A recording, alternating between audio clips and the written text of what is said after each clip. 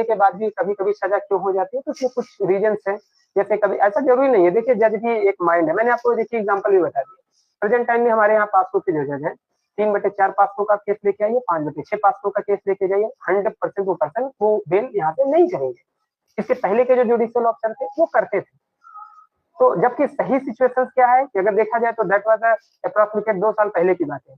अब तो लोग और अवेयर हो गए, पासपों का सबसे ज़्यादा मिसयूज़ हो रहा है। अच्छा वही जज है जो दिन भर वही उसी रिलेटेड पासपों एक स्पेशल एक्ट है, तो स्पेशल एक्ट के लिए स्पेशल जज होता है। स्पेशल जज होने के बाद उसके पास उसी नेचर के केसेस हैं। जैसे हम तो मान लीजिए एक दिन में हमारे 3 मामले, 4 मामले लग रहे हैं।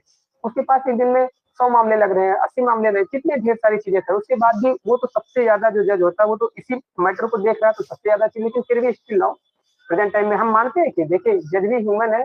हर जज का थिंकिंग ऑब्जर्व करने का तरीका वैसे बिल्कुल सही बात, उनकी ट्रेनिंग अच्छी होती है, उनसे एक्सपेक्टेशन यही है कि जो जो कानून का था उसी हिसाब से कीजिए, फिर भी but they are human.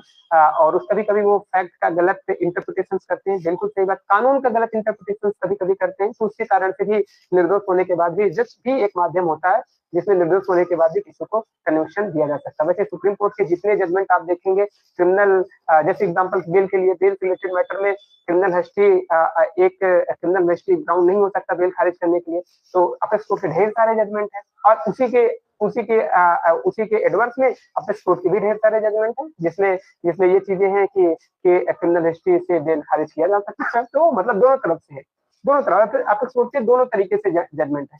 Court को जो चीजें लेना होगा उसी तरीके से लेगा, जो जज का जैसा माइंडसेट होगा उस चीज को पिकअप कर लेगा, क्योंकि